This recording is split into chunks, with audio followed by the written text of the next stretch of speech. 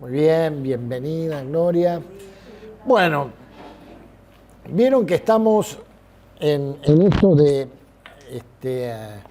terminamos de ver en realidad la elaboración de la prueba social, ¿no? Que era la parte de 1 Juan 3, del 11 al 18, ¿sí? Y ahí vimos el odio de Caín, y el mundo. Y también vimos el amor de Cristo y de la Iglesia. Y ahora arrancamos con una digresión acerca de la seguridad y el corazón que reprende. Una digresión acerca de la seguridad y el corazón que reprende. Y esto va desde el 19, desde el 1 Juan. Esperen, quiero confirmar bien. 1 Juan, desde el 19 al 24. ¿Qué es una digresión? ¿Saben lo que es una digresión? Muy bien, muy bien. Es como un paréntesis. Es como un paréntesis. Es como que el autor deja de hablar de lo que estaba hablando. Él estaba hablando específicamente del amor y del amor que tenemos que tener como cristianos para hablar de un tema distinto por un momento. Por un momento. Entonces, eso es lo que vamos a estar viendo hoy. Pero quiero repasar lo último que vimos sobre el verso 18. 1 Juan 3, 18 dice: hijitos míos, no amemos de palabra ni de lengua, sino de hecho y en verdad. Y lo último que leímos, yo lo tengo en la página 87, no sé en qué página lo tienen ustedes. 89, puede ser. Dice: los hechos hablan con más fuerzas que la palabra. El amor no es esencialmente ni sentimiento ni palabras, sino hechos. En realidad, si nuestro amor ha de ser genuino, o sea, en verdad, inevitablemente será positivo y activo, o sea, de hecho. Y dice: podemos resumir la enseñanza, todo lo que vimos del 11 al 18, acerca del odio y el amor. El odio caracteriza al mundo cuyo prototipo es Caín. Tiene su origen en el diablo y termina en homicidio y es evidencia de muerte espiritual. El amor caracteriza a la Iglesia, cuyo prototipo es Cristo, tiene origen en Dios, lleva al sacrificio propio y es evidencia de vida eterna. Amén. Y acá tengo un agregado, que esto lo agregué yo, y dice: amar es una decisión.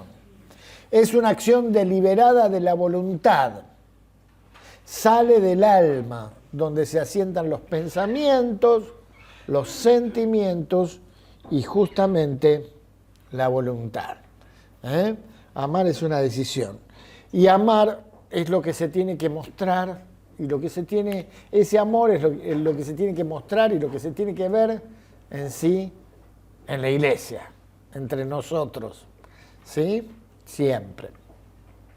Muy bien, vamos a leer 1 Juan 3, del 19 al 24. ¿Alguien quiere leerlo? Dice: nuestras acciones. ¿Lo estás leyendo en qué versión? Decime que... Bien.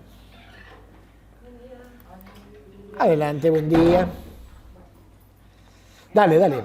Sí. Nuestras acciones demostrarán que pertenecemos a la verdad. Entonces estaremos confiados cuando estemos delante de Dios. Aún si nos sentimos culpables, Dios es superior a nuestros sufrimientos y Él lo sabe todo. A nuestros sentimientos. Sí. Y Él lo sabe todo. Queridos amigos, si no nos sentimos culpables, podemos acercarnos a Dios con plena confianza y recibiremos de Él todo lo que le pidamos, porque porque lo obedecemos y hacemos las cosas que le agradan. Y su mandamiento es el siguiente: debemos creer en el nombre de su Hijo, Jesucristo, y amarnos unos a otros, así como Él nos lo ordenó. Los que obedecen los mandamientos de Dios permanecen en comunión con Él, y Él permanece en comunión con ellos. Y sabemos que Él vive en nosotros, porque el Espíritu que nos dio vive en nosotros. Amén. Muy bien. Vamos a leerlo otra vez. Lo voy a leer en la versión, en la Reina Valera. Sí, vamos a leerlo otra vez. Y creo que prestemos atención, porque antes de leer todo lo que nuestro Pedro nos dejó en el apunte, quiero que pensemos juntos. Dice, y en esto conocemos que somos de la verdad, y aseguraremos nuestros corazones delante de Él. Pues si nuestro corazón nos reprende, mayor que nuestro corazón es Dios, y Él sabe todas las cosas. Amados, si nuestro corazón no nos reprende, confianza tenemos en Dios, y cualquiera cosa que pidamos la recibiremos de Él, porque guardamos sus mandamientos y hacemos las cosas que son agradables delante de Él. Y este es su mandamiento, que creamos en el nombre de su Hijo Jesucristo y nos amemos unos a otros como nos lo ha mandado. Y el que guarda sus mandamientos permanece en Dios y Dios en él. Y en esto sabemos que Él permanece en nosotros por el Espíritu que nos ha dado. Muy bien. ¿Qué les queda a ustedes? Tenemos todos los colores ahí. ¿Qué les queda a ustedes de esto que hemos leído? Todos los colores en la mano. Muy bien, está muy bien. Se marca con todos los colores. ¿Qué les parece?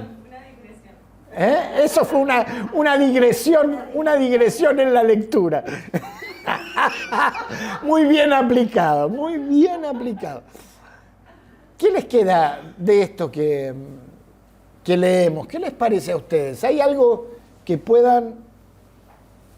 les haga bien en esto que hemos leído? Los hago pensar un poco. Chan.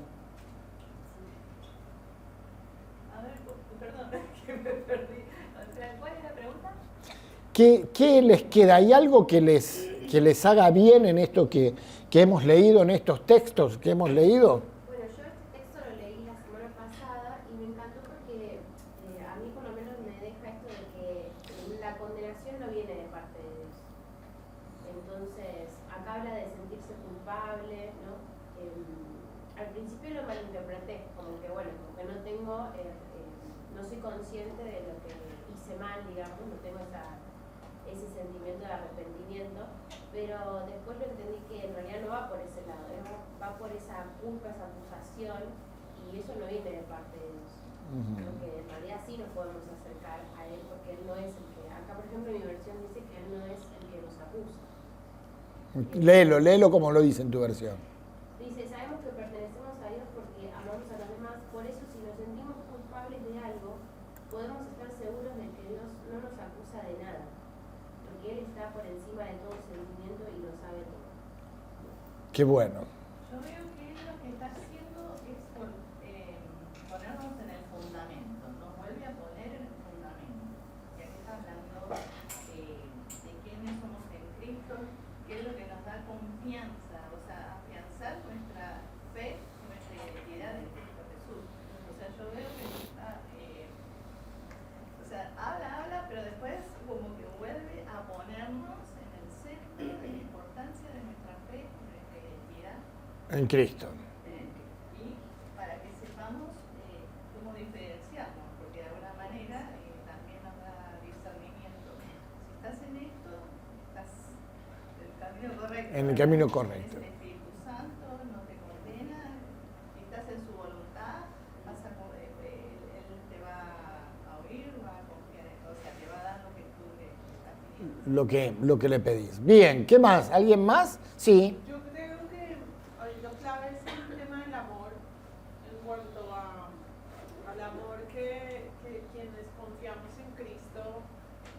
y nos es dado el Espíritu Santo, Él nos capacita para amar a todos como Jesús nos amó. Y Sí. en ese sentido es el mandamiento mayor, ¿no?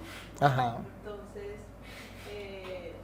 y aquí leí el comentario, lo tengo acá anotado, el amor en acción es la prueba de la profesión de fe. Sí. Que el amor es la prueba de que realmente somos salvos. Si amamos como Dios nos manda, como Jesús nos pide amar a los otros, es prueba de nuestra salvación. Claro. Creo que ahí es. Bueno, eso es justamente todo lo que vinimos viendo todos estos domingos, ¿no? Que justamente esa es la prueba, el amor es la prueba de que somos hijos de Dios y es lo que se tiene que manifestar entre nosotros, ¿no? ¿Algo más? Pero sobre una verdad, porque lo que pasa que, a ver, yo he trabajado en temas sociales, por ejemplo, he visto organizaciones haciendo buenas obras, son filantrópicas, entonces, pero no está el amor de Dios. Entonces, yo pienso que acá lo que nos está es ubicando el verdadero amor, la verdad de Dios. Y la verdad que quiénes somos nosotros sin Él. En 2, 3, 4 versículos es impresionante todo lo que dice ahí. Bien, es tal cual. Sí, allá, Vita, perdón, ¿eh? Sí, además dice que si amamos, tenemos que demostrarlo, no solo de labios, porque el verdadero amor mueve a tener compasión, a tener misericordia, a compartir, a ayudar, a socorrer, a dar una palabra, un abrazo. Es algo que está activo, ya no nos quedamos, ay, que lástima, yo que necesita, pero te quedas con los brazos cruzados, o lo miras y no te mueve. No te mueve. No hay misericordia. Ajá. Así que Nos anima a esto. el amor nos anima a no quedar callados ni indiferentes. Ni indiferentes, tal cual. Debo, ¿qué ibas a comentar? No, con respecto a lo que dijo la hermana, ¿cuál es su nombre, hermana? Gaby, con lo que dijo Gaby me hizo acordar una canción de un cantante que le iba a pasar la semana pasada, pero me olvidé.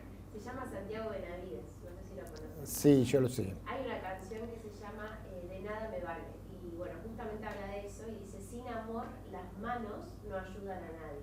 Hay una partecita, y habla de eso, ¿no? De justamente que uno puede hacer buenas obras, pero si verdaderamente no está el amor de Dios, entonces no cuenta de nada. O sea, podemos ir a servir a la actividad evangelística, pero si no lo hacemos con amor, o sea, verdaderamente llenos de la presencia de Dios y con esa intención de que verdaderamente te importe el otro, entonces en realidad cae en un saco roto. En un saco roto, tal cual. Es como dice en Corintios, ¿no? Si no tienes amor, sos como un metal que resuena. Tal cual. Resuena, pero no sirve para nada. Bueno, yo quería que pensemos un poquito en estas cosas. Dice, amados, si nuestro corazón no nos reprende, confianza tenemos en Dios. Si nuestro corazón nos reprende, mayor que nuestro corazón es Dios, y Él sabe todas las cosas. ¿Qué les parece? ¿A qué se refiere esto? Porque vi que no estuvieron leyendo el apunte, así que... ¿Qué les parece? ¿Qué quiere decir esto? Si nuestro corazón... Termina, dice, ¿cómo sabemos que Él permanece en nosotros por el Espíritu que nos dio? Es el Espíritu Santo, la vida, la relación. que nos ha dado. Es el que nos va, porque no hay condenación, pero sí hay disciplina, hay guianza. No todo lo que hacemos está bien, pero el Espíritu Santo nos redarguye, ¿verdad? Ajá. Acá lo que él está queriendo hablar es, cuando dice, si nuestro corazón nos reprende, está hablando un poco de la conciencia, ¿no? Vieron que todos tenemos una conciencia, y le llamamos que es nuestro corazón, ¿no es cierto? Pero a veces podemos estar en nuestra conciencia, a veces equivocado, a veces errado.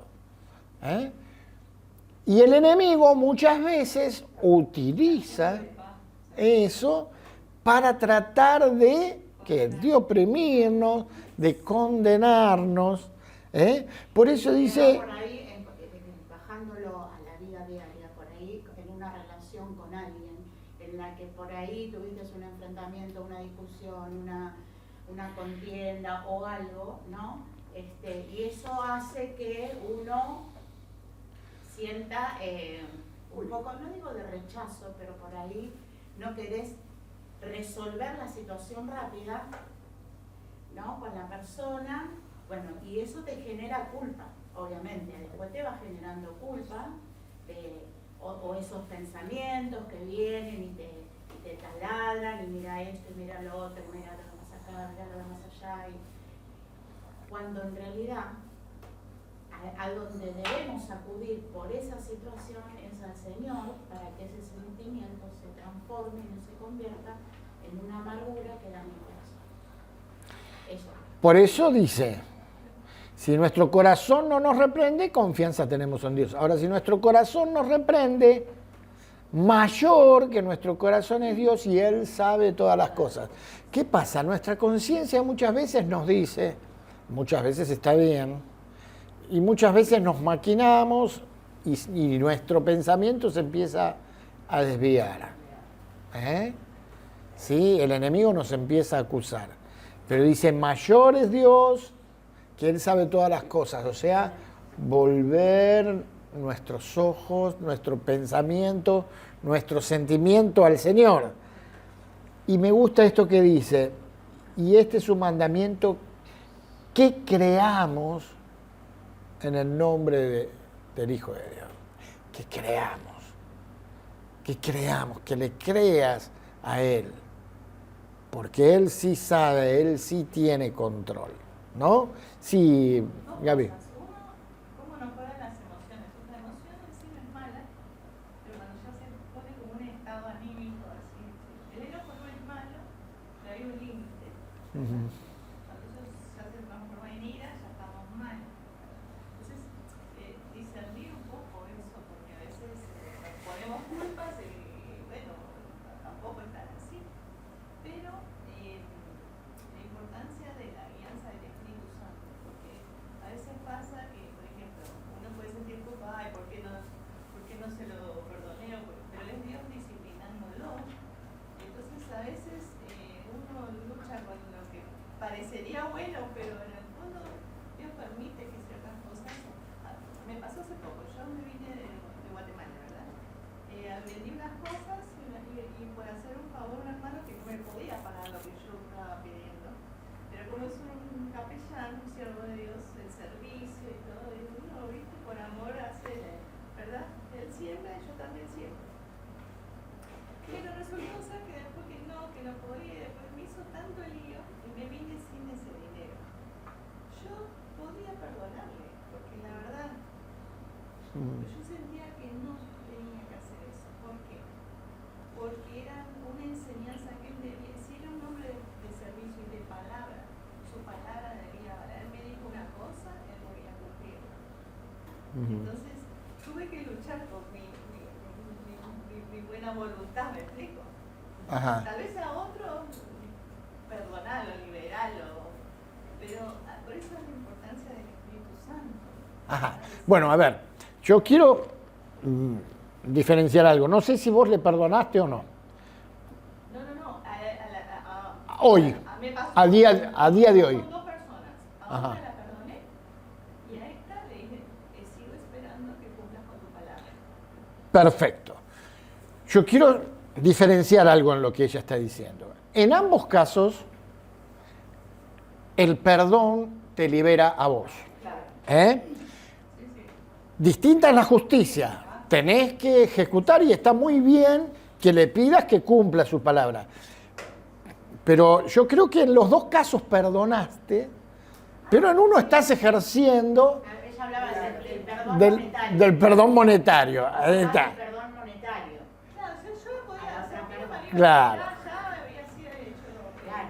Claro, Yo entendí porque... que la enseñanza era para él, no para mí. Claro. El perdón, ojo, quiero que quede claro esto. El perdón nos libera a nosotros. El perdón es bueno para nosotros y es un proceso. No es inmediato. Distinto es lo que tengamos que ejercer como justicia. Nosotros podemos perdonar a aquel que nos robó en la casa y lo agarraron, pero que devuelva y que pague. ¿Entienden? Muy bien. Bueno, vamos a leer lo que dice la digresión, ¿no? Dice, digresión acerca de la seguridad y el corazón que reprende. Dice, el vínculo entre este nuevo párrafo y lo anterior parece ser la palabra verdad. Juan ha acentuado la necesidad de amar en verdad. Lo dice en el verso 18. Dice, hijitos, no amemos de palabra ni de lengua, sino de hecho y en verdad. Dice, y pasa inmediatamente a indicar que así es como conocemos que somos de la verdad, en el verso 19. La verdad solo puede caracterizar la conducta de aquellos cuyo mismo carácter tiene origen en la verdad. De modo que por nuestro amar a otros, en verdad, conocemos que somos de la verdad. Para la expresión ser de la verdad, véase Juan 18:37. ¿Saben cuándo es Juan 18:37? Cuando el Señor está frente a Pilatos y le dice que Él es la verdad, ¿no? Y Pilato después le pregunta, ¿y qué es la verdad? ¿No?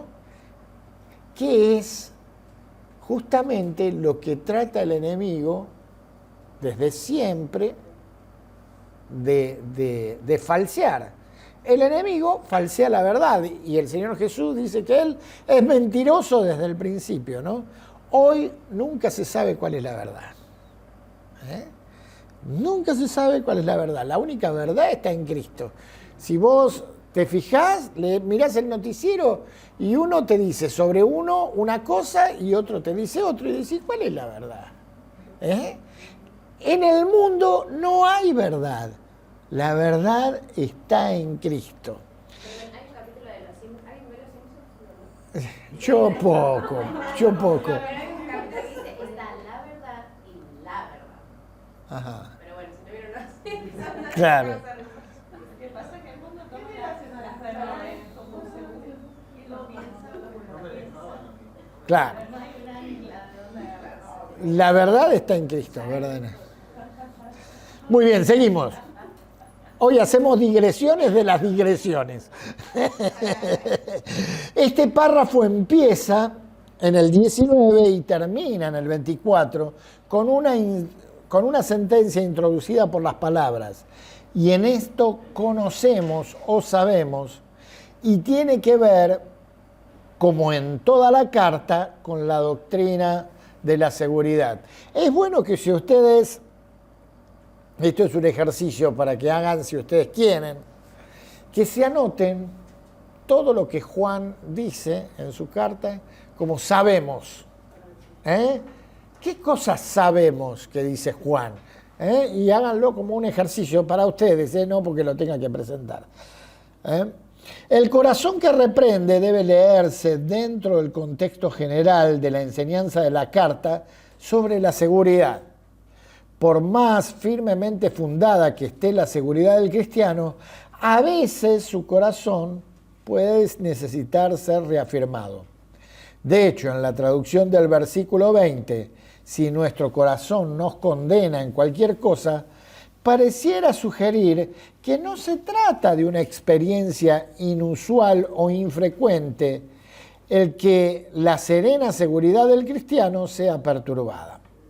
A veces, las acusaciones de nuestra conciencia, como traduce correctamente el corazón de la BJ, que es la Biblia, la Biblia del Jubileo, no estoy seguro qué Biblia, qué versión es, serán verdaderas acusaciones y a veces serán falsas, inspiradas por el acusador de nuestros hermanos, como dice Apocalipsis 12:10.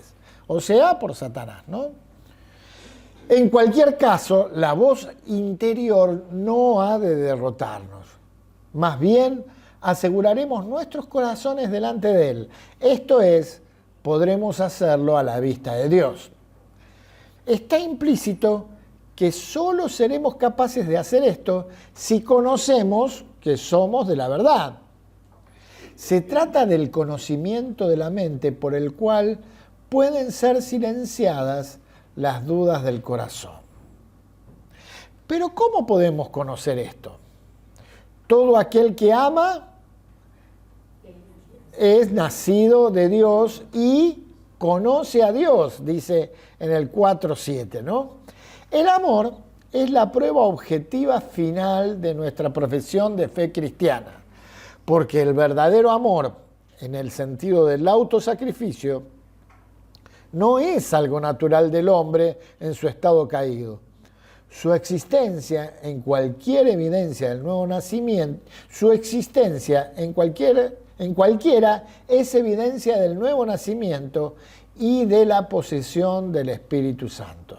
Y eso lo vemos en el 3:24 y en el 4:12 y 13.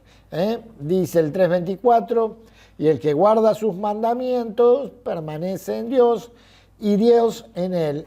Y en esto sabemos que Él permanece en nosotros por el Espíritu que nos ha dado. Seguimos. Y se muestra en los hechos. Si así amamos en verdad, como dice el 18, podemos ciertamente tener plena seguridad en nuestros corazones. 1 Juan 3:20 dice, pues si nuestro corazón nos reprende, mayor que nuestro corazón es Dios, y Él sabe todas las cosas. Hay pues 3 personajes en este drama espiritual, 3 interlocutores en este debate interior.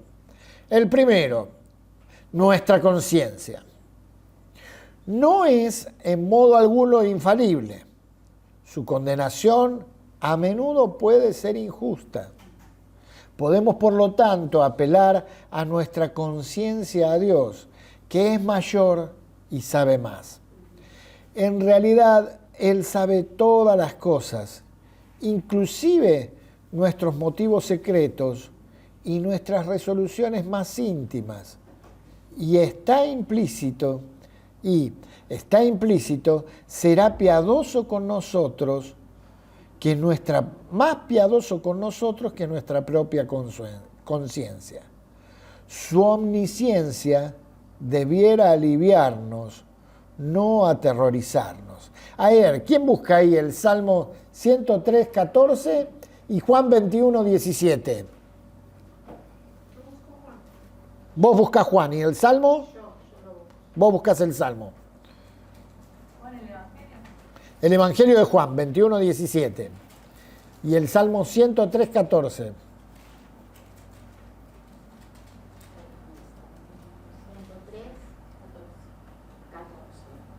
Pues Él sabe lo débiles que somos, se acuerda de que somos tan solo polvo.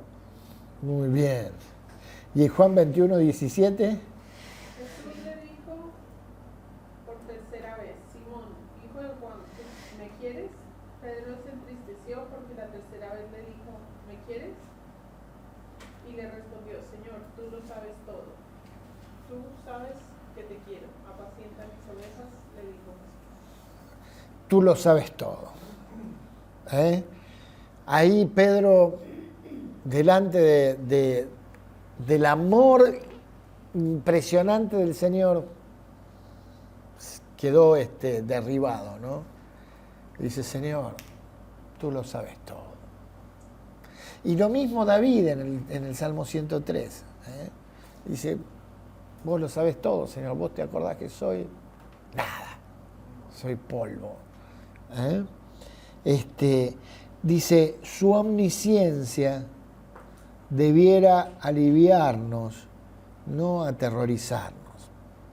De modo pues que solo el conocimiento puede aquietar el corazón intranquilo. nuestro propio conocimiento de nuestro sincero amor por los demás y sobre todo el conocimiento que Dios tiene de nuestros pensamientos y motivos. ¿Qué está diciendo acá el autor? Mira, sea como sea, lo que tu conciencia te dice, no dejes de confiar en Dios. No dejes de volcar tus motivos a Él. No dejes de hacer que sea Él el que realmente ponga la paz en tu corazón. Sí, Debo. Sí, que a mí me trae me bendice mucho esta parte que dice su omnisciencia debería aliviarnos y no aterrorizarnos, porque si bien todos luchamos por el tema de la voz acusatoria, habemos personas que somos muy duras consigo mismos, entonces nos cuesta mucho recibir esa gracia de Dios, el perdón de Dios, y estamos constantemente con esa culpa. Y claro, nosotros vemos solamente una parte de las cosas, vemos solamente una versión de la historia, de cómo sucedieron las cosas y demás, pero Dios, Él sabe todo, o sea, él ve todo, lo bueno y lo malo, lo que quizás Él sabe nuestros motivos, lo que hicimos sin querer queriendo, lo que hicimos queriendo. Entonces, claro, el ser humano tiene solo una versión y se va a basar en base a eso, pero Dios tiene todas las caras, ¿no? de la figura. Y en eso la misericordia de Él es tan grande y su gracia también que Él lo ve de otra forma, ¿no? No lo ve con el dedo acusatorio del ser humano. Tal cual. Entonces, para una persona como yo, esto me edifica un montón, porque sé que si me siento mal o si estoy luchando con esa acusación, tengo que analizar qué voz estoy escuchando. Si estoy escuchando la voz del enemigo, la voz de mi propio corazón, de mi propia conciencia, o si estoy escuchando verdaderamente la voz de Dios, que va a traer ese bálsamo a mi corazón. Hay algo muy importante y que tenemos que tener en cuenta, ¿no? Como bien dijo recién Débora, él tiene el panorama completo, ¿no? Y nosotros vemos solo una partecita. Y ahí es donde a veces permitimos que el acusador nos acuse. Ahora, generalmente cuando nuestra conciencia nos reprende es porque hay algo en lo cual el enemigo trata de agarrarse. Hubo algo, hubo una discusión, hubo algún pecado, hubo algo en lo cual el enemigo trata de acusarnos. Lo bueno es que la confesión, el hablar con Dios, esa confesión nos libera. Y por eso decía antes, tenemos que creer que Él nos perdona. Y entonces también perdonarnos nosotros. ¿Sabés que es muy importante que vos te perdones? ¿Sabés que es muy importante? Porque cuando Dios te perdonó, vos no tenés que darle más lugar a tu propia voz, a tu propia acusación. Y perdonarte también implica que crees en lo que Él hizo por vos, en el sacrificio. Perdonarme hace que Dios actúe en mí.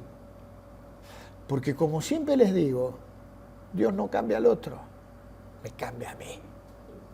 Me cambia a mí. Entonces, en esto es cuando su omnisciencia nos trae alivio y no condenación. Pregúntate siempre. Bueno, Dios me perdonó. ¿Me perdoné yo? ¿Me perdoné? Y si no me perdoné, bueno, tengo que hablarlo con el Señor y decirle, Señor, ayúdame a perdonarme. Sin duda, cuando hay que restaurar, hay que restaurar.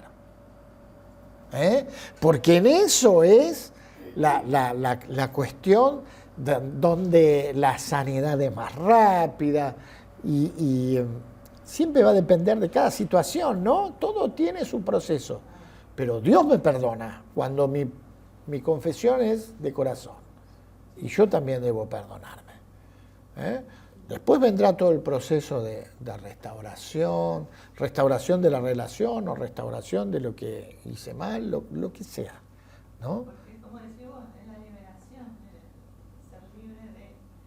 Y no sé si te pasó, pero cuando una situación parece muy injusta, a veces uno se enoja como el Señor, ¿verdad?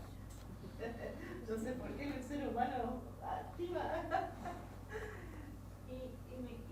Y una vez escuché algo y lo tomé, que a veces uno dice, Señor, yo te perdono, porque es una cosa por uno mismo. En nuestra cabeza algunos funciona medio extraño que necesitamos, yo te perdono, porque lo vivimos con tal injusticia, como Dios permitió Tal cosa. tal cosa. Él no necesita que al contrario, Él nos está dando el perdón. Pero como inconscientemente algo en nosotros funciona medio así, ¿no? Señor, yo te perdono. O sea, yo me libero de este sentimiento de injusticia hacia vos, porque es un poco lo que le estamos haciendo, ¿no? Son casos así como de violaciones, son casos muy extremos, ¿verdad? Que hacen que uno se pueda poner en esa posición de estar enojado con Dios, porque muchas personas se enfrían porque están enojadas con Dios. Y en situaciones de ¿No? pérdida Y no se dan cuenta que si liberaran ese perdón, es algo humano en realidad, porque Dios no necesita todo eso, pero nosotros lo necesitamos. Seguramente lo que vos decís es una forma en la que nosotros tratamos de expresar lo que no entendemos. Lo que no entendemos, porque sin duda Dios nunca va a necesitar nuestro perdón. Sin embargo, usa distintas formas para que nosotros entendamos constantemente que Él quiere reconciliarse con nosotros, que Él quiere ejercer su paternidad y su paternalidad con nosotros constantemente. ¿Seguimos? Y puedo decir una cosita más. ¿Cómo no? Agregar a este tema. Y muchas veces cuando perdonamos, ¿no? O somos perdonados, no caer en el error de volver, porque eso ya está perdonado, ya está. No caer en el error de volver a traer lo antiguo para que eso nos siga afectando y no nos deje avanzar. Porque muchas veces pasa eso, ¿no? Que volvemos a traer algo que ya pasó. Y el Señor dice que hace nueva todas las cosas, ¿no? Entonces no caer en ese error. Justamente este tema lo hablamos con el grupo pequeño el otro día. Y una hermana decía, y volví a traerlo, no, ya está perdonado. Lo que pasa es que ya el Señor lo perdonó, hay procesos en el perdón, porque eso es otra cosa. Sí. Se une la herida. Vos fíjate que cuando vos te lastimas un rasguñón, te cura enseguida. No te duele, no, tal vez.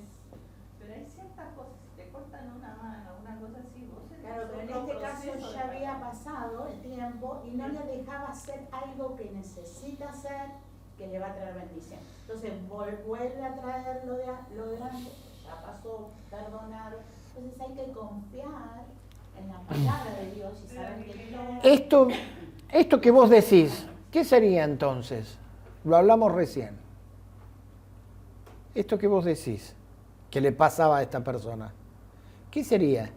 Recién lo hablamos. Sí, la voz, digamos, o sea, todavía Sí, pero ¿qué le faltaba a esta persona?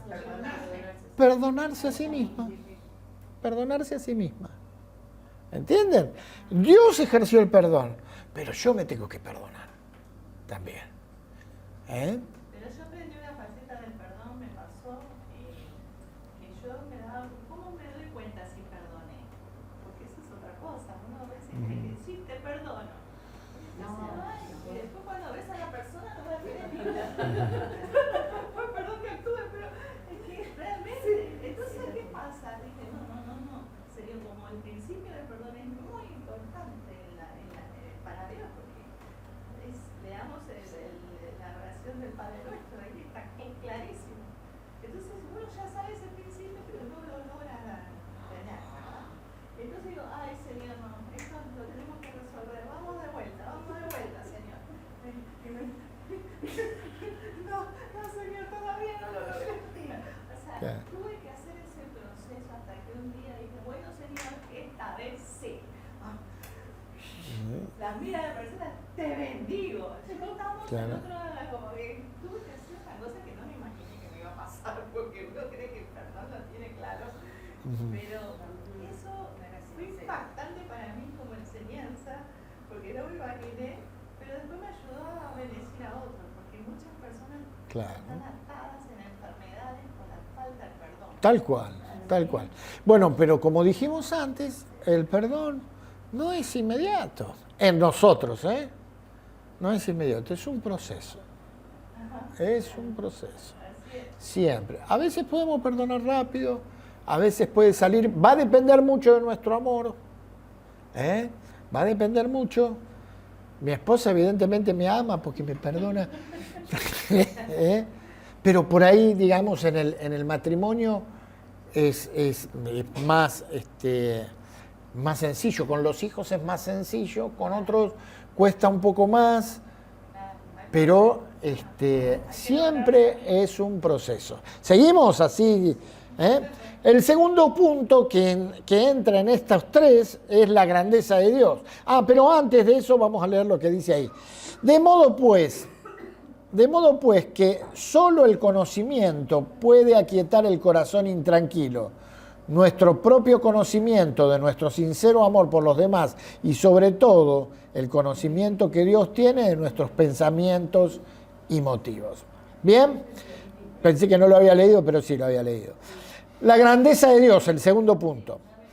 De este modo, no es la verdad de la cual convencemos a nuestros corazones, sino la verdad por la cual los apaciguamos.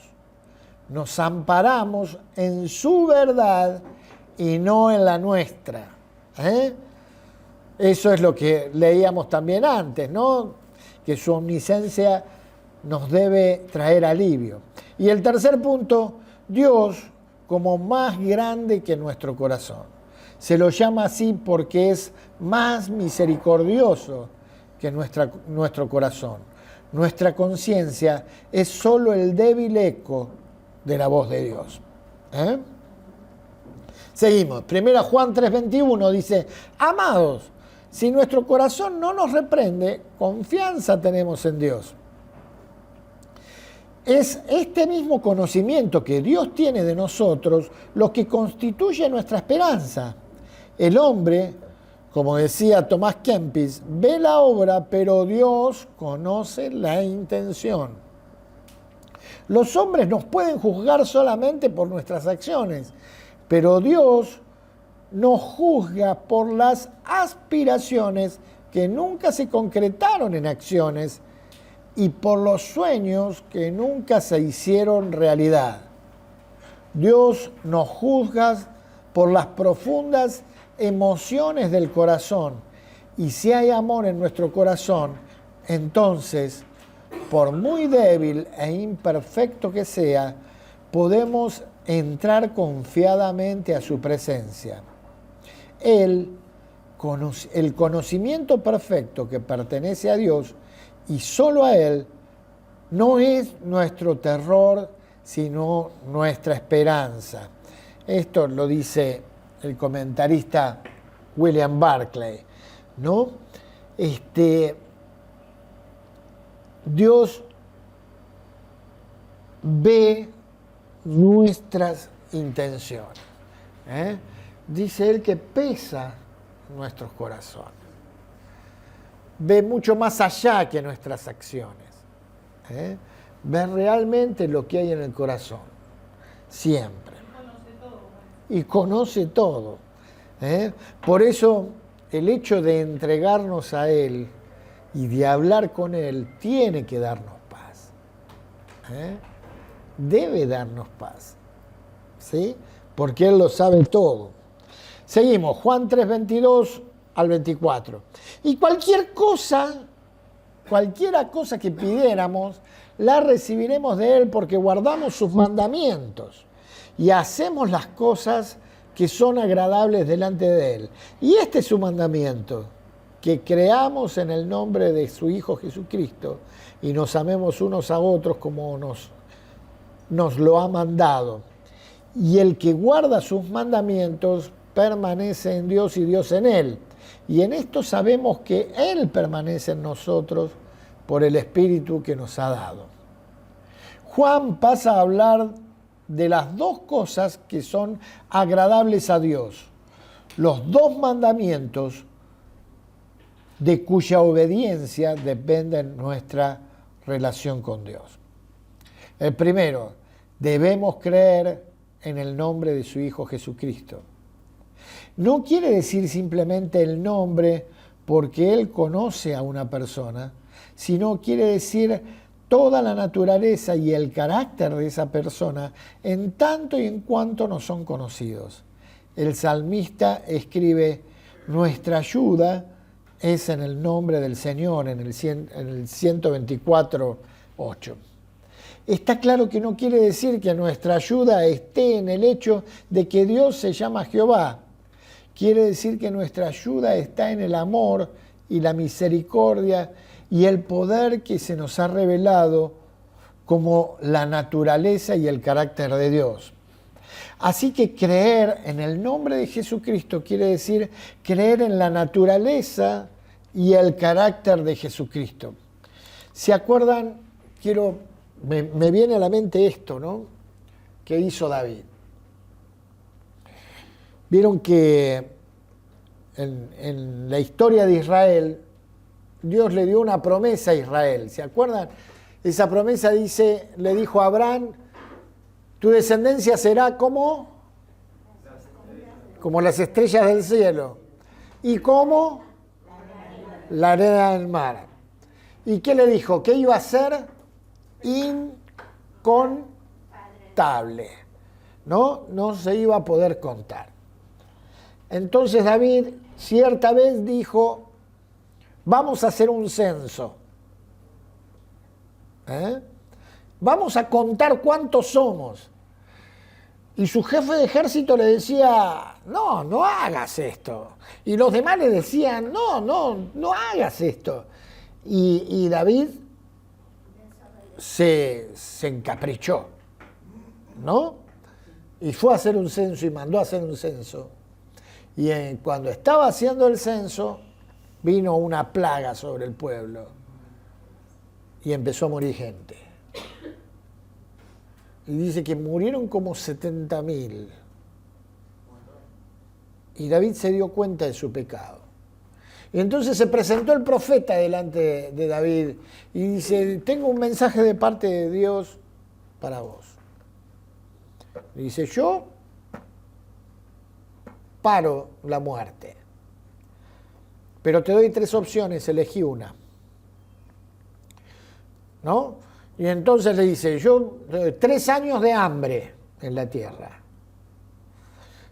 o 3 meses perseguido por tus enemigos, o 3 días en la mano de Dios. ¿O 3 días de qué?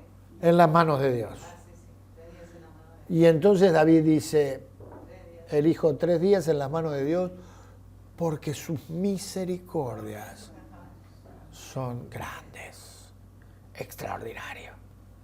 Se había equivocado, pero también sabía reconocer. Ni siquiera hicieron falta los 3 días. Ni siquiera hicieron falta los 3 días.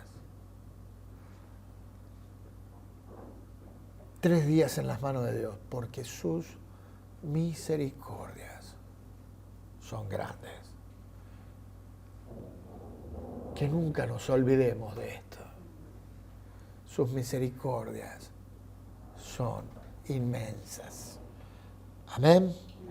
Quiere decir que creer en el Hijo de Dios, que Él está en una relación con Dios de una manera que no ha estado ni puede estar nunca ninguna otra persona del universo, que puede revelar perfectamente a la humanidad a Dios y que es el Salvador de nuestra alma, de nuestras almas.